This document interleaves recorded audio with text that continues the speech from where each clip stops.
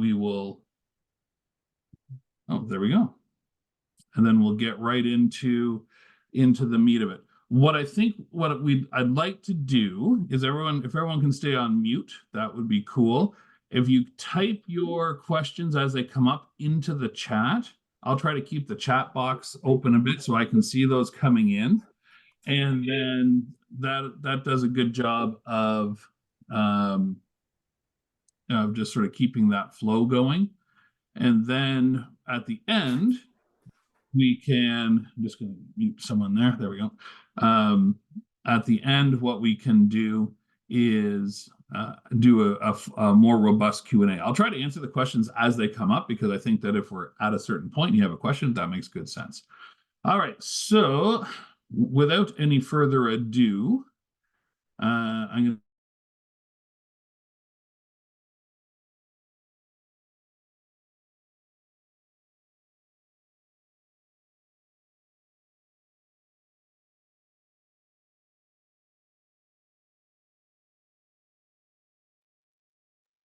Chuck, oh, there you go.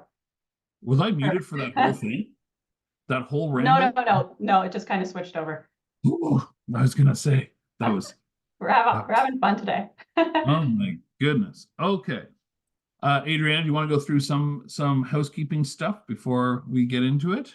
Yeah, you touched on a few things that just to keep things moving. We will have lots of time for Q&A at the end. But just, it helps us to get through the information. Sometimes you ask a question and it's about to get answered. So we just ask that if you have a question, feel free to put it in the chat. And if we don't get to it during the presentation, we'll address it during the Q&A portion. So pretty straightforward. I'm sure a lot of you are used to that kind of functionality. I will recap, and apologies if Chuck said this already. I had a lot going on the screen, but this is going to be recorded and shared. So if you have to hop off, we'll make sure you can catch up. The resources and other links that are mentioned today are also all going to be uploaded to our website. So all of this will be available again throughout the duration of the year. And we're going to put a FAQ together as well based on top questions that are coming up. And it's really helpful to us because we have made changes this year. So it really helps to have questions in case there's things that we need to take another look at. So all questions are welcome. And I will just hop into our land acknowledgement, and then it'll be back over to Chuck to jump into the meat and potatoes. So we acknowledge and honor that the tourism region known as Central Counties operates within the ancestral territory and treaty lands of the Hiawatha First Nation, Curve Lake First Nation, Alderville First Nation, Mississaugas of Scugog First Nation, Mississaugas of the Credit First Nation, Mississauga First Nation, the Anishinaabe, the Chippewa of Georgina, the Haudenosaunee, and the Huron-Wendat peoples, and is now home to many diverse First Nations, Inuit, and Métis peoples. We also acknowledge this region is covered by Treaty 13 with the Mississaugas of the Credit. Williams Treaty signed with multiple Mississaugas and Chippewa bands. Treaties 18, 19, and 20 signed with multiple Anishinaabe people, and Treaty 4 signed with the Mississaugas. Lastly, Central Counties Tourism and Indigenous Tourism Ontario are pleased to be working side by side together under a memorandum of understanding to help advance the Indigenous tourism industry in our regions. We also work closely with Indigenous organizations in Central Counties to support projects that create experiences and events to help grow historical and cultural understanding.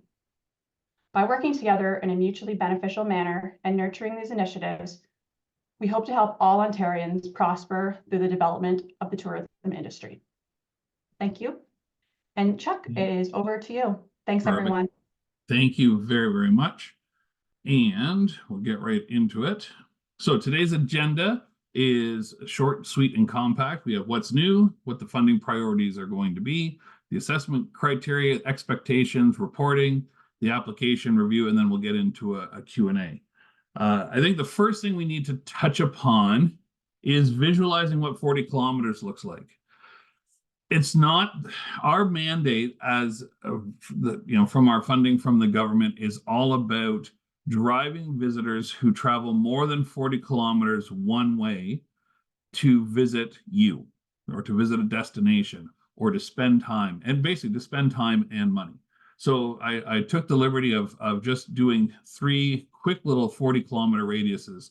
The first is from the center of Orangeville, which means really we're not even looking into Brampton. If you know, it's Mississauga, it's Guelph, it's into Wasaga Beach, over to Barrie and that sort of area.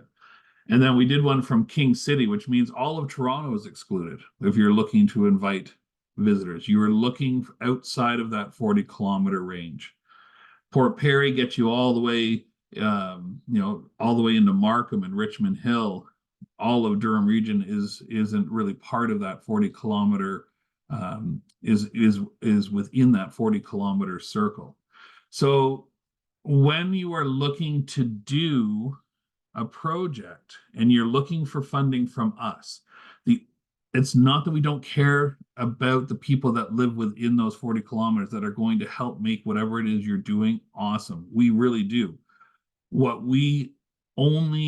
our mandate means we care about the people you can drive from outside of that 40-kilometer radius.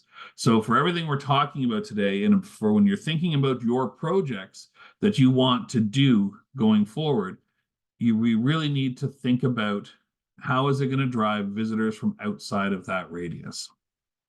Okay, so what's new? We've got a new application process. It's really going to be easy to use. Thank you to Sarah Grata and the team for putting that together. We'll walk through one in a little bit. We're going to be doing partnerships up to 50% of the total eligible costs, up to $20,000 to a maximum of $20,000. So per project, we can do up to 50% to a maximum of 20 grand. It's not to say that we're going to get it. You think about how many people are currently in this call. I think it looks like we're at 48, almost 50 people on the call. If all 50 people needed the full $20,000, that's $1 million, which is well over twice as much as we have to allocate in 2024, 2025. So we need to tamper our expectations. We know there's fantastic projects in this region. We do our best to try to get as many as humanly possible, and as gracious as everyone has been when they haven't received their full amount, I certainly appreciate that there's been no negativity that they haven't received their full amount. So there's been a lot of understanding, and I hope that will continue. We're going to try to limit the funding priorities to 3 streams, and that is, one is for out of region marketing. So to drive those visitors, if you have a plan that is directly targeted to people who are 40 kilometers or plus away, we can help amplify that. Multi-stakeholder development initiatives, and that's something that we're really trying to put a focus on.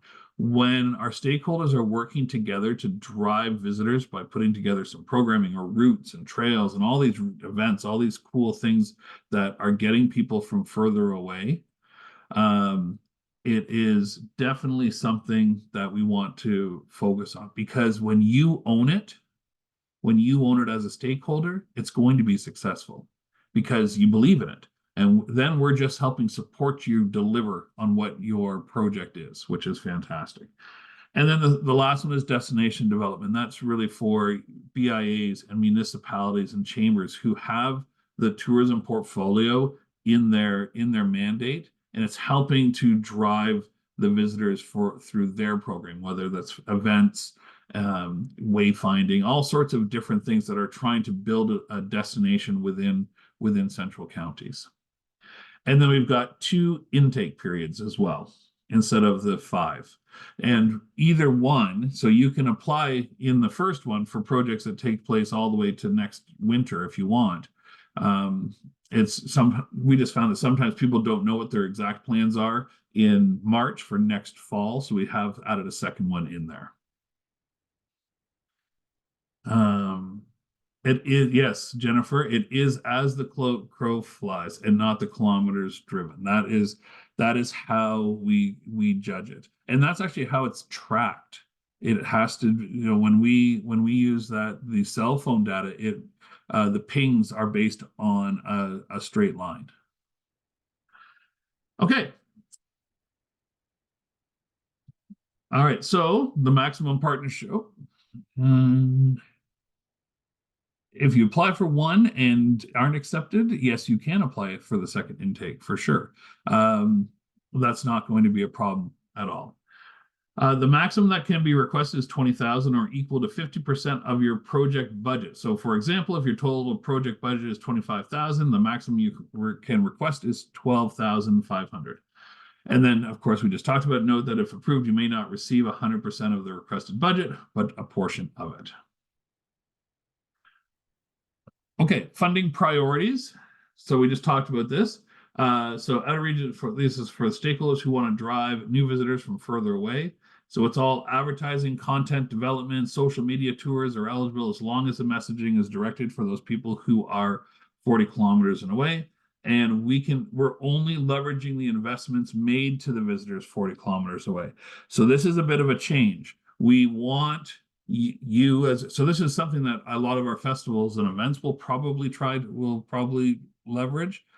And in the past, they could say, you know what, the festival will pay for the staging and the fencing and everything, and we'll use your money for out of region marketing. That's not going to be the case. It's now, what are you investing to drive people from 40 kilometers away? And what would you do if we were able to match that amount? So that's one of the differences. And then we talked a little bit about the multi-stakeholder development initiatives. It's everything you need to do to get that project up and off the ground, and to get people in and in your area and spending money at all of your different locations. The other thing is, if you want to start this but don't know how, there's a couple of things call us. Okay, so we are definitely available to assist in the development of these experiences. And at the moment, I spent a lot of time last year sort of drafting a toolkit that's sort of a step-by-step guide for someone who wants to take that initiative to try to find different partners and bring people together to do something like that. And we're just in the process now of figuring out how to get that up on our learning management system, but we're here for you. Chris, we're investing money in the CCT Environics program, and it is an element of our application. Can it be included in the cost? It cannot be, unfortunately. As much as I would love it to be, we are not allowed to double dip. So basically, at that point, we would be paying ourselves to do the research component. So it would have to be a separate component of it. You can, nope. So you cannot, but Gavin, you can submit 3 different applications. So what we're at the same time or at different times. So if you have let's say you've got a bunch of different out of region marketing initiatives that take place for 3 or 4 events you're doing throughout the year, you can do one application and you can actually put your marketing plan in, put the marketing plan for each of those events and your spend and your ask all into one, if that makes sense. And Christy, I will get back to you at the end. We can talk about all sorts of different examples, and we do have some good examples that we'll be able to show. Okay.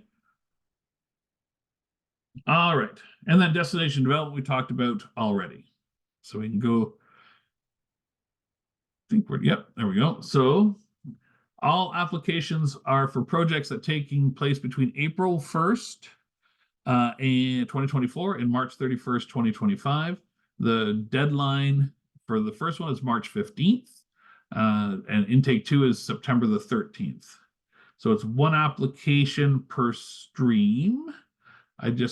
Except if you're doing different types of projects, you can do more than one application, but it's one application per stream. The streams are the funding priorities: stream 1, stream 2, stream 3. And you can include multiple projects of the same kind. Multiple applications are allowed if they fall into different categories. So you guys are ahead with your questions. That's fantastic. Some assessment criteria. So at least one member of the team is required to complete the Learning Lab. The Tourism Ambassador Program that's available on the Learning Lab. A new one, which I think it's a no-brainer, but sometimes it doesn't happen. You have to be registered with us as with a business profile on Central Counties Tourism. And the reason we want you to do that is because we want to promote you, right? If we're partnering with you, we want to do more than just provide the money. We want to be a partnership. What else can we do? Can we make sure that that's on our press kits? Can we make sure that that people are learning about? Do we know partners that we can think, oh, maybe you should work together? So that is very important. That leads into the next one. You have to talk to your industry relations manager prior to applying, because they've got great ideas. They can help you with your application. They can talk through things that you might have some questions about, and figure out from there. Okay, so that is a definite must. And they do review them. And if they say, I don't know who this person is, you're basically disqualified right off the bat. Okay, this is also new, and it's something that we've been trying to get people to do. It is called the Tourism Receipts Economic Impact Model. And what we want you to do is put one together based on what you're expecting to get in terms of visitors. I'm just going to see if I can quickly, I'm going to just stop sharing. Okay. And nope, I lied. I'm going to reshare. Hold on one second here. I'm making a mess of this. There we go. And then I'm just going to escape out of this and go to, we have a good example right here. Okay. We're going to go through this in a little bit more detail. But right here, that's going to ask you, this is the application. It's going to ask you, what is your total attendance visitation? And in this case, this example, I said about 4606 is the number of the total number of people. And based on what we're going to be doing in terms of our marketing and our advertising, we're expecting the total visitor attendance, which is the 40 plus kilometers, to be 2303. So I've made that assessment to get to 2303. I then go to the TREMS, which is right here. Okay, and we're going to just quickly whip through this. So you go to the Tourism Receipts Economic Impact Model. You say you're going to accept it. We want to know what the visitor spending is. So only the number of visitors are known.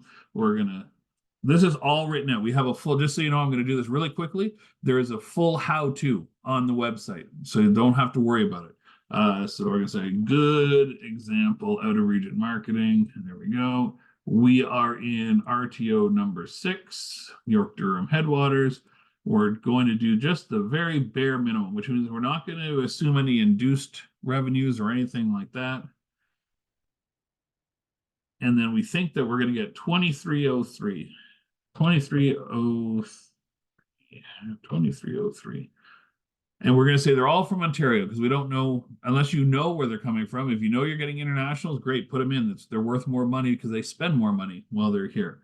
We're going to say that 98% of them are same day and 2% of them are from overnight, which is a bit of a low estimate, but you don't want to over report what the numbers are. So using a 98.2 or 95.5, if you know that you've got a 3 or 4 day program that's going to drive people for overnight, you can change that up a little bit as long as you're explaining why in your application. And then you hit your next screen.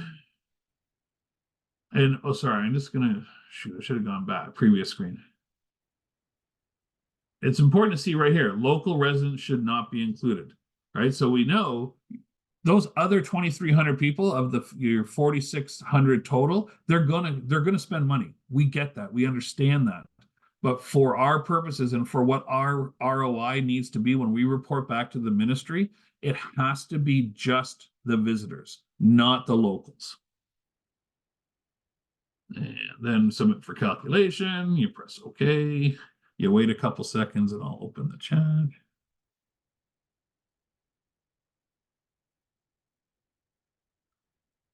So Christina was asking, how do you gather the information to support how many visitors? There's lots of different ways to do it. One is if it's ticketed, you can. Oh, here we go. If it's ticketed, then you know you're collecting postal code data. If you collect postal code data, you can send that to Tom and pay for a report that tells you how many and where they're coming from. So there's our 2303.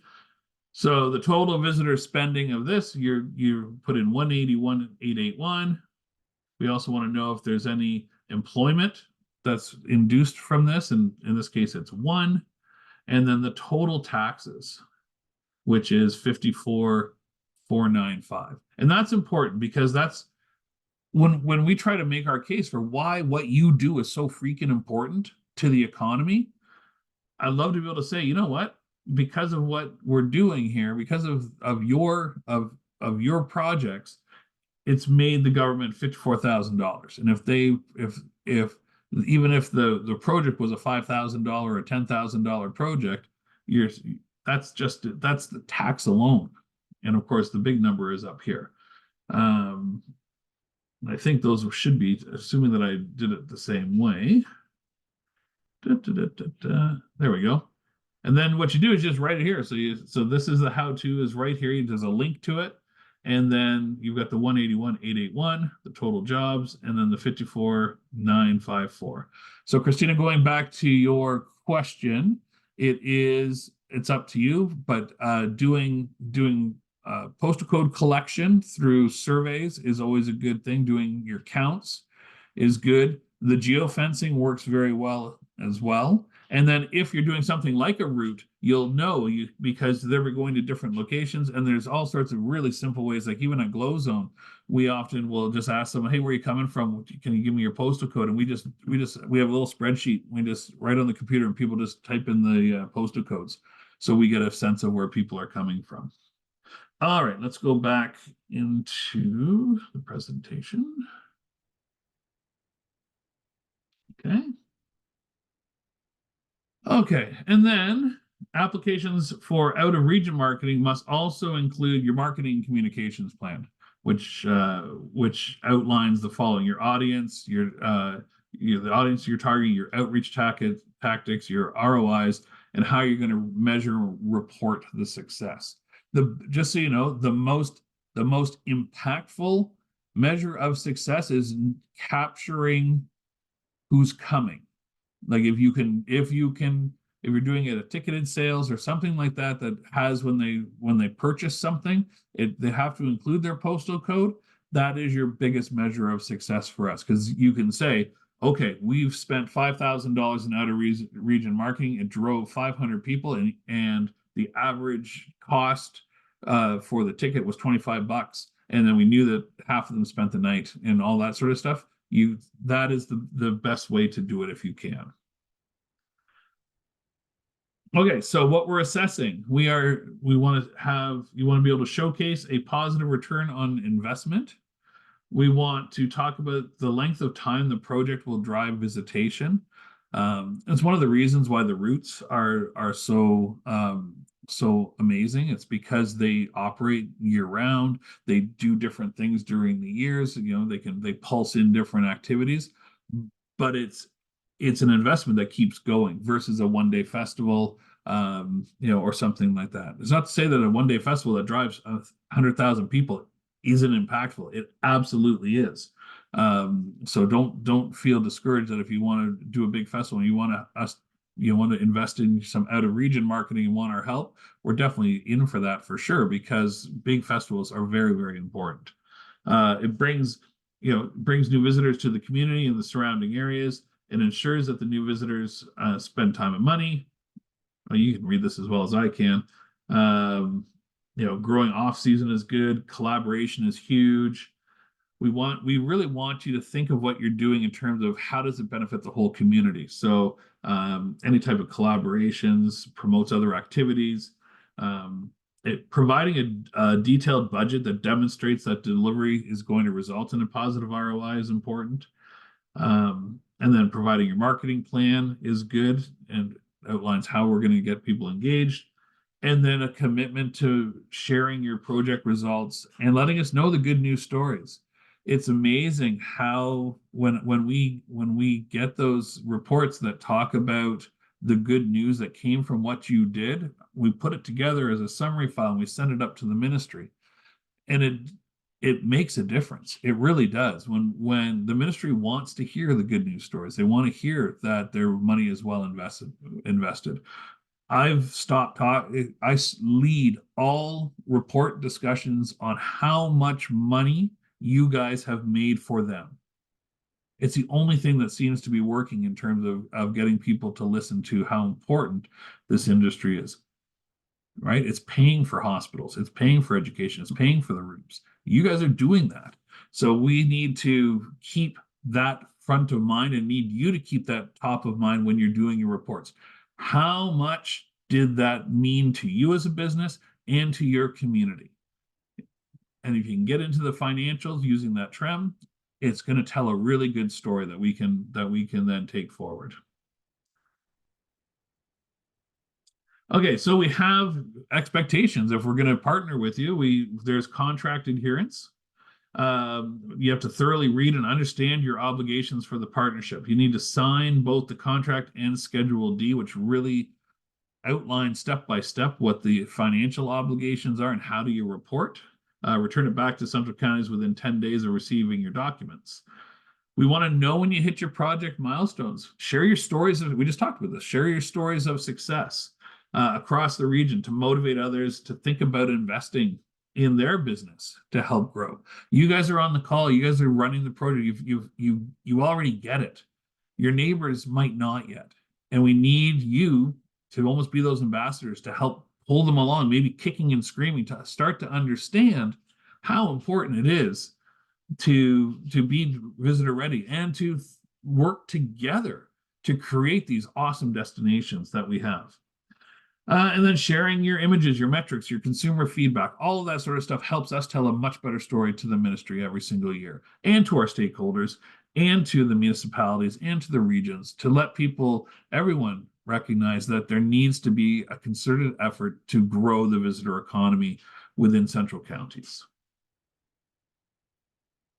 Okay, so every partner must submit a thorough and 100% completed final report via the Partnership Program outline, the SurveyMonkey apply, within 10 days of the project completion. And then you review the partnership reporting template in advance, and you can talk to your industry relations managers about that to understand the metrics that will be required. And that's an important piece. So you go into it knowing what you need to report on, and you're like, okay, how am I going to do that? And then talk to us and we can help you get there. Okay, and then the financial stuff. And Katie, if you are up for it, can you walk us through this?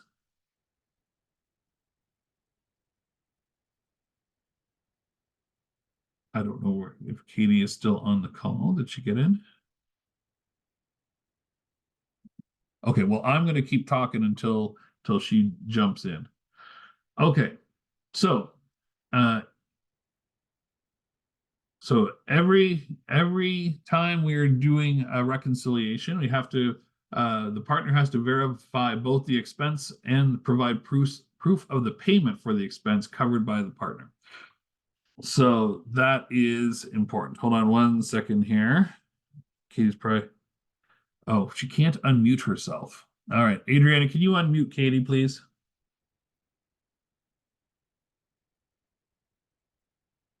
Maybe that will work.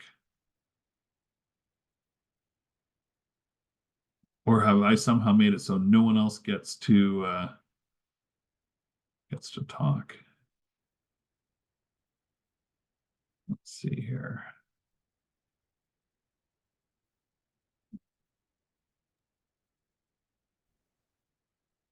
All right. Oh, can you hear me? Yeah, we got you, Katie. Sorry about that. I actually have 2 levels of mute on because I'm just getting over a cold. I didn't want anybody to hear me. I didn't even need any of it. Yeah, so just to kind of do a deep dive into what Chuck was saying, I get to be the wet blanket of the group, unfortunately, with all the paperwork. But we've learned some lessons kind of doing this for years and years. So the thing that I would say is be prepared for the paperwork. It is a lot. So in terms of the financial reconciliation, everything that you have to do is in a document called Schedule D. And it is very, very important to read and understand Schedule D. And we ask everybody to sign it as having read and understood, because that goes into a deep outline of exactly what kind of paperwork we need, how we need to see it, and in order to get you your money back the fastest. A recommendation that if you're an applicant, but you're going to be passing the paperwork off to somebody, please make sure that they have Schedule D so that they understand. Unfortunately, we're going to have to reject any submissions that are incorrectly done and return them to be redone, just because there's 3 levels of audit that this has to go through. It's myself, it's our auditors, and it's the government. But and there's some pointers here in the screen, but basically everything is in Schedule D. And once you've given it a read through, please give me a call. I'm happy to talk to you about anything in Schedule D that you're not clear about and you want further confirmation on. It is a lot of paperwork, but we do want to get you your money in the fastest way possible. So we are here to help. Perfect. All right. And we have templates and sort of show you how some best practices on how to match your invoices with your proof of payments to the Excel spreadsheet. And once you get into the habit of doing it, it does become a heck of a lot simpler to do. So the first one might be tough, but once you get into that habit, it becomes a little bit easier for sure. Okay, so let's go through this whole application. Oh, there's a question about the e-transfers. Oh, yep. Go ahead. Just very, very quickly, it's not that e-transfers aren't allowed. It's explained in Schedule D, but it's a good kind of example to give everybody. It's not that e-transfers aren't allowed. It's just the type of paperwork you send back as proof of payment has to have certain information. Because a lot of the times I get an email confirmation of the e-transfer. It says that you paid so-and-so $500, but I don't know who you is. So it has to be a certain type of thing that says who the sender was, who they were sending it to, how much was sent. So that, again, is outlined in Schedule D, but those are the types of things that we're looking for. It has to have certain information on it so that I can show our auditors and the government that we knew who we were paying back, if that makes sense. Perfect. All right. We'll keep monitoring those questions. Oh, shoot. There we go. So we're in application review. So let's go back up to the top. So I made something up for all 3 types of applications to try to do like a good example. So this is what your application looks like. So you need to put your operating name, your legal business name, where you're from, what region you're in, your business URL, contact name, contact email, and a lot of this stuff for those who have already applied for other grants in the past. You don't need to. All that's going to be pre-populated because you've already got an account, so that's not a big deal. Your phone number, your link. So if you find your directory link, and if you don't have a link, you just upload a screenshot from the login of your registered listing. In this case, I didn't have that either, so that's just a screenshot of my head, just for fun. Your project name is here. The dates of when it's going to take place. And then you've got your choice of the 3 types. You've got your out-of-region marketing, you've got your multi-stakeholder development, and your destination development. So in this case, then I did a project description. And notice that you're not limited just to the box. You can extend it down and make sure that it's all there. And then the more information, in this case, I wanted to make sure that, I wanted the reviewers to understand how I got to the number of 4606. So in this case, I said, well, the total capacity per day was 125, 7 days a week, 19 weeks of the main season, plus the 150 for 12 off-season special event days. And then I said about 20, where that's total capacity, but we're only really going to be, I'm hoping to be at 25%. I'm actually hoping to be at 50, but I'm going to put 25% because I don't want to oversell it. So that's where we got to this 4606. So there's the total visitation. So what is your goal for the visitors from 40 kilometers away? So this is if you're a new project. So what is your goal for visitor attendance? And if you're an existing project, what is your goal for visitor attendance and what percentage growth is that year over year? In this case, as a good example, I'm only doing a year one and I'd put it in here. So we'd say 50% visitors is 2303. Now, if this was year two, and last year we did, let's say 1,500 visitors, and now we're hoping to get to 2303. Someone good at math right off their head, it's what that's 15, you're adding another 8, so it's almost a 50%. Let's call it a 45% increase year over year is what you would put in if you're in year two or year 3 or 4 and you're trying to really focus on getting those visitors up. No, you can't, you just got to put it as a number. There we go. It knows it's a percentage. How long? We're hoping for 2 years or more. And how are we going to measure? So in this case, this fake thing that we've created, if anyone wants to do it, I'm certainly here to help you put this together. So all tickets for the experience, they're going to be booked online, include postal codes as part of the payment. And then the plan is to contract CCT to complete the postal code analysis after Easter 2025. So we can learn more about the people who are visiting, find out where they're, where more of them like them live, and get a good idea of what other attractions they want to do. And what other factors. So this is where you put in things like, how are you going to include the community? Yes, you want to make money. Yes, you're doing it for depending on what type of project you're doing. You're doing it to drive people to the area. Now, if you're an individual business and you're working together, you're trying to drive people to the 5 or 6 partners. If you're a festival, you're trying to drive people to come and see the entertainment and the acts and the culture and the art. If you're a municipality, your end goal really is to build a destination so that more people go there more often, hopefully then become residents, and then hopefully move their businesses there if you're looking down the long road.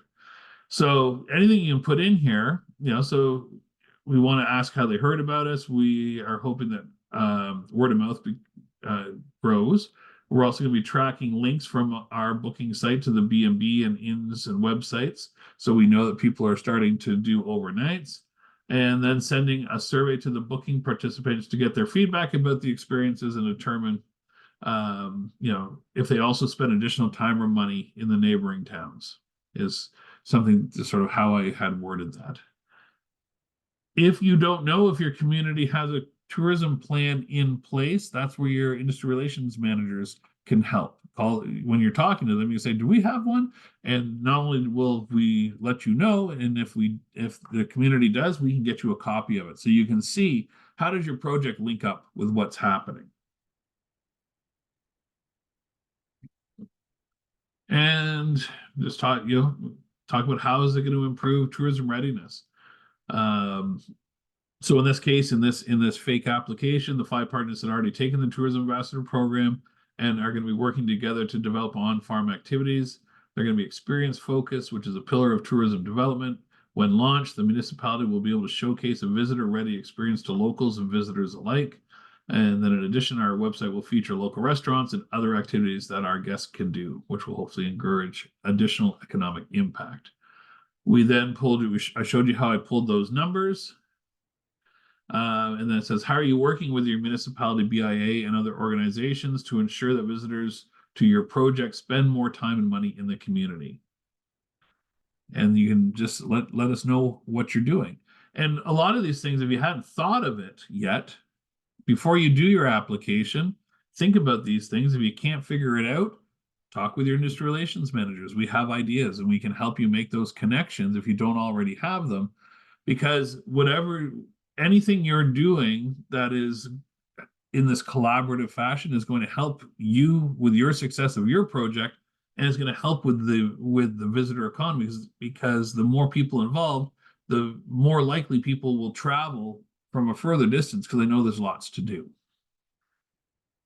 You got to list all the organizations, so I was just making some stuff up. And if you can talk about who's confirmed, and then it's also okay to say you're in talks with people. Just list who they are. Now you want to get them involved, but they haven't swallowed the Kool-Aid yet. They're not completely committed. And then you can do your upload a file, and then you can do your project budget. So in this case, and I like how we've got this done this year. So what is your project budget? What are you going to spend regardless of whether or not your application is successful? And then what's the amount requested to top this up, right? So the maximum will be 20,000 or equal to 50%. We give the example. So in this case, they're doing 1-in-1, and then there was the budget was uploaded, and I think I opened the wrong budget today, but that's okay. I'll show you a different one.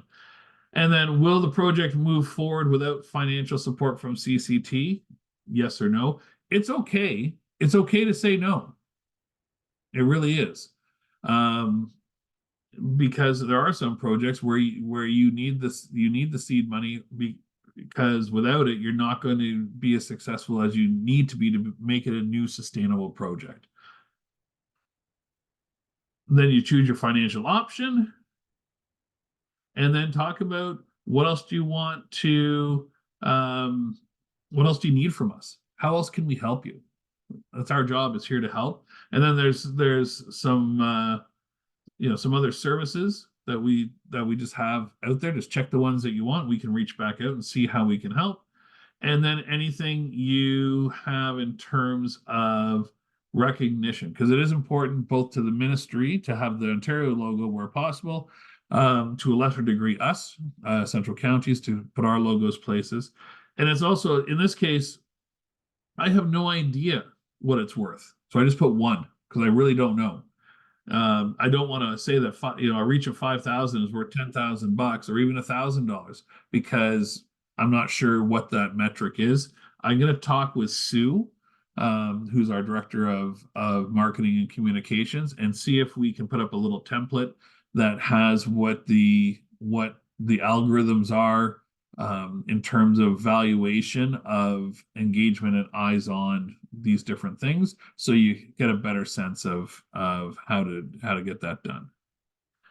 All right, and that's it. Then you say your mark is complete and you submit it, and it goes in. And if you need to make any changes, you call up your industry relations manager and we can reopen it for you. So that's the application. Let's quickly do the budget. So this budget here is for, just to make sure, no, we're good. A marketing one. So the total project budget. So this is different. So in the application, you put, what are you going to spend regardless of us? And in the other one, you're saying, here's what the total project budget is. This is, if I get all the money I'm asking for, I'm going to spend $50,000.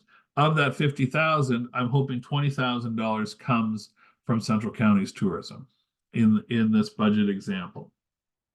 So you've got all of the different things that you are going to spend money on as the organizer. Here's your $30,000 worth of spend. And then what are you gonna, how much extra are you going to put in here? And I think I probably just did this wrong, didn't I? Hold on one sec. I need to unmute someone.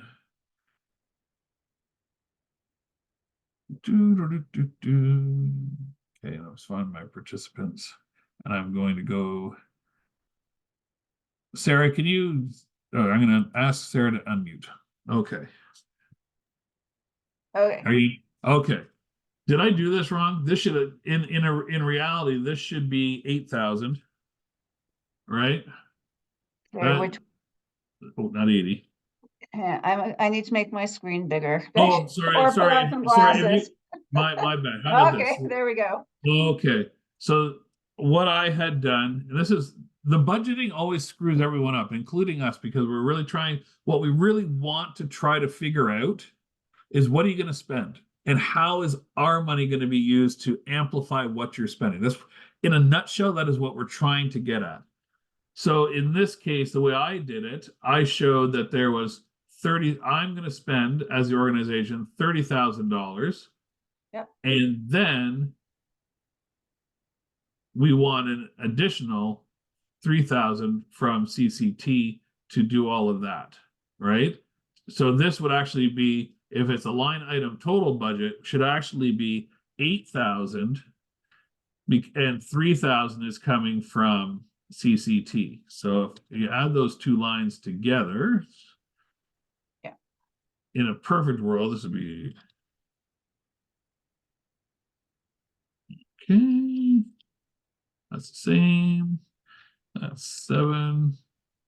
Look at us just working on the fly here. 3,000. Now that should, okay, I've done something wrong. Oh yeah, Can sorry. you make your screen just a tiny bit smaller so I can watch the calculations at the top? Yep. Okay. A little bit more. Okay, hold on 1 second. Just 10, Yeah. 500. There we go. So I'm just gonna go back here. So now we have the total budget, which is equal to the total budget up here of 50,000. Mm, And then we have 20,000 that's being requested from CCT. That is. Can we come back to this? Because it's not the way it's The set full- up in the final budget template, I don't believe. Okay, I So I like have to close Person- screens and go back. okay, personally, I like the way that I had it done the first time, because I do want it was easier for us, for me as an evaluator, to see how much are you investing in each of these different things. In a perfect, so we will clarify that and make it crystal clear as to whether this is the total to the 50, or this is just what you are going to spend on each of these line items, and then what you want CCT to spend to amplify it. Does that make sense? This is probably going to be the toughest part, but if worse comes to worse and we don't understand your budget, we'll get back to you to make sure that we do understand it, because it is important for us to recognize that, you've got a plan to make your project work, and you want to use our portion to do specific things that you don't need to have happen, but is going to make the project better or more successful if the money is there and invested in that certain element. So Chuck, I'm just gonna put in the chat what it looks like currently on the template that's been posted online. Oh, I can actually probably open that. Give me 1 sec here. Okay, yeah, it's in that work in progress folder. Right here, the budget template final. Yep. All right. Why did it not open? No, here we go. Here it goes. Okay. All right. There you go. So the maximum to include the dollars requested from CCT for the total. So column C plus column D is the total project, right? If you go over, there is a sample over to the left. On the left. I don't, for some reason, this comes up first, but there is something in front, there is a worksheet in front of that one. There should be. Oh, I do not see it. On the, Okay. very bottom left, there's another arrow in front of that worksheet. Oh, Yeah, I don't know why it does that when you bring it up. all right. Here we go. So in this case, Those don't. the total project was 18,000. That's 12. Okay, right. So it is done the way that I had done that last one. So you put what you're going to spend in this column and what you are going to, or what you need from us in this column, and that gives you both of these two. So that's the total. If you take a look, it might be really small on your screen, and I apologize. That sum is 18, which is right up here. So that is perfect. So we'll have that example in there. And now I got to switch this one back the other way to make it equal. But I'm not going to do that right now because that's going to be a waste of time. Yeah, and don't do it on that one because that's the one that's online. That's right. I won't touch it. I will. Okay, so from the current slide. Okay, so that's a review. So the changes to remember as we go through this. It's a new application. I just went through it. Hopefully it looks straightforward and clean. I think we being Sarah, for the most part, did a fantastic job of getting that together. Instead of 40%, so this year it's up to 50% of total eligible cost to a maximum of $20,000. 2 intake periods. You need to do a TREAMS before as part of your application based on your projections, because I really want everyone to think about the impact from the visitors. Really, really important. The 2 financial options instead of 3, and the budget template, which we've set up and you can fill in as we go. The need for a marketing plan for that partnership stream, and it's definitely recommended if you have a marketing plan for the other streams, that'll definitely be a good check mark as well. 1 application per stream, so you can submit multiple applications if projects are under different streams. And that is it for the presentation. I hope you found it as intriguing as and exciting as I had a good time doing that. And we can start taking questions in the chat box, and then if there's follow-ups, I can get people to unmute if they need to. Are there questions, concerns, comments? Did you have a good time?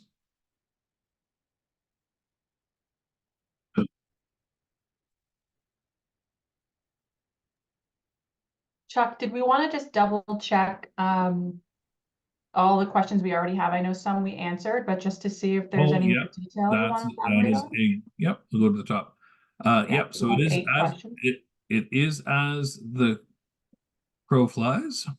And yes, you can, if you aren't successful, you can reapply in the second one.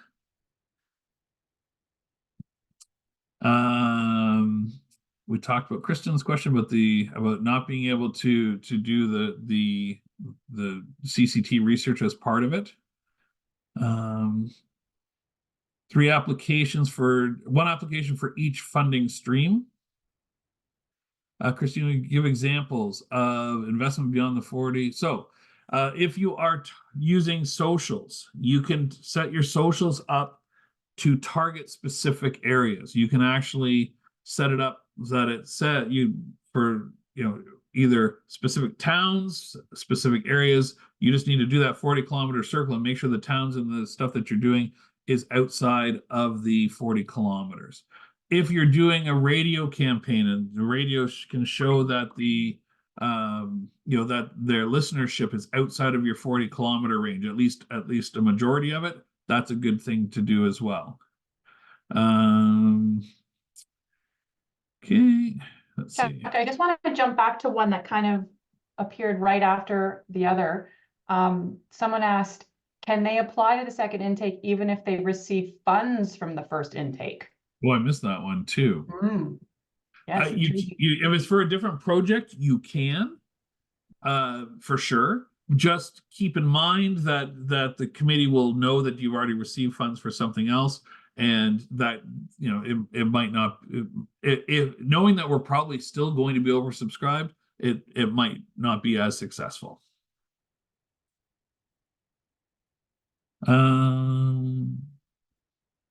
Okay. Let's see here. All right, so talked about attractiveness outside. Can I say based on numbers, on the numbers instead of percentages?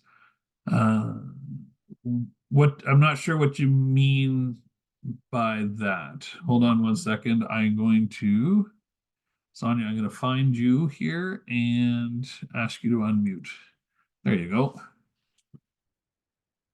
Okay, Sonia. Yeah, I just want to make sure that we can still attract people outside of 40 kilometers, but sometimes the percentage of that is not that significant compared with the numbers. Because maybe like 2,000 people coming out of 40 kilometers, but it only takes 10% of the total visitors. Yeah, we're looking at the number of people, not the percentage. Okay, so let's go back to your example. Just say you know that you've got a 20,000 person event and 10% are going to be from 40 kilometers or more. That it's the 2,000 number that you have to put into TREMS. It doesn't matter what it is as a percentage. It really only matters that that number and what is the economic impact from that number of guests or visitors. Perfect. Thank you. You are welcome. Okay. There are two identical, and one says it won't go ahead without funding, and the other says it.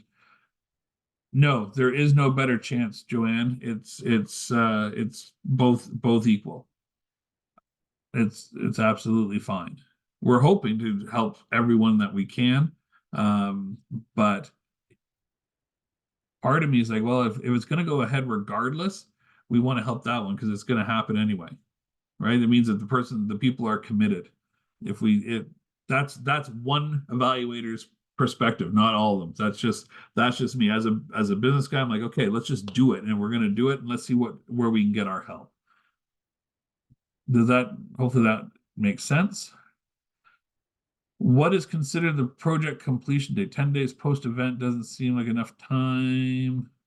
That is true. So it's usually set on the contract length. So we will work on the wording of that to make sure. Basically, everything needs to be in by March the 15th because that's how long it takes us to then compile all these reports.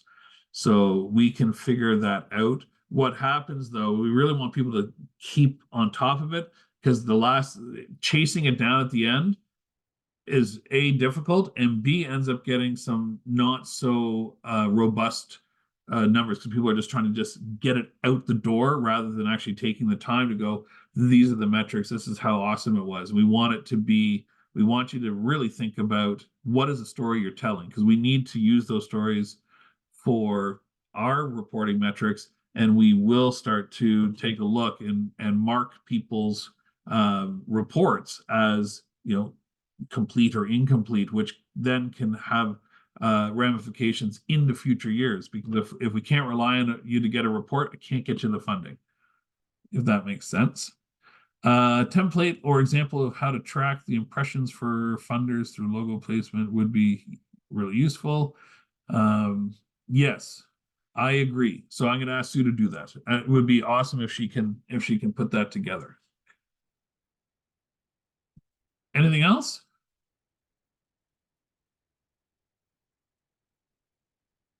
Huh. Well, either I did a really, really good job of trying to explain everything, or you guys are so confused, like I don't even know what to ask. It's just crazy. So, but hopefully, they are not going to be distributed equally across the 3 streams. It's going to be based on the best applications. And a lot of it based on that evaluation criteria of ROI and that sort of stuff. Great question, though. Thank you for asking that.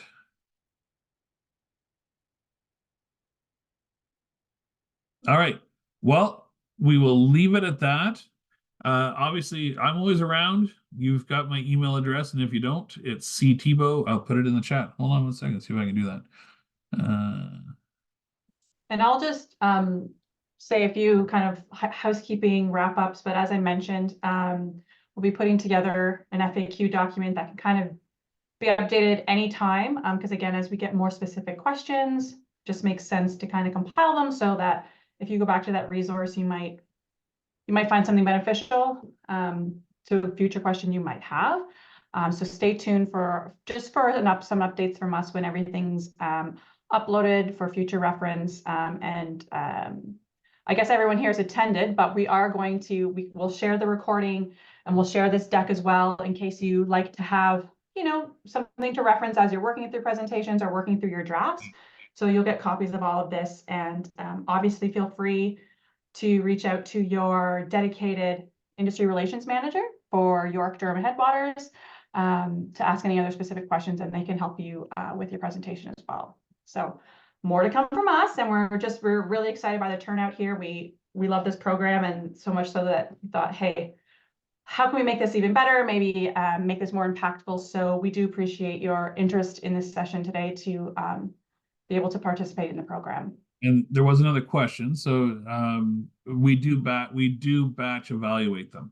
Now, having said that, the industry relations managers do go in as they get posted. So, and I think they do a quick review. So there's an opportunity for them to go through and go, ooh, flag something and call you up and say, you know, you might want to look at changing that. So anyway, like I said, we're here for you. We wish we had a ton of money that we could provide to everyone. We don't. We continue to try to get the government to recognize that this process is fairly smooth. One of the things that we're trying, well, I floated, I don't know where it's going to land, but I said, why don't we take over the Celebrate Ontario, funding streams as well for the festivals in our region, because we know our players, right? Kind of like we did with the Tourism Relief Fund. Who knows if that will actually happen, but at least we put it out there. We'll see. Anyway, have a great afternoon, everyone. And thank you so much for taking time out of your day to be part of this. And I look forward to seeing everyone's applications in the very near future. And Sarah, and Lisa are looking forward to chatting with all of you about making those applications excellent. Oh, and also when we do the deck, I think they embedded all the links. So you just have to click the button and it goes right out to all the different links that you're going to need to see. So it's pretty cool. Anyway, we will talk later. Have a good afternoon. Thanks.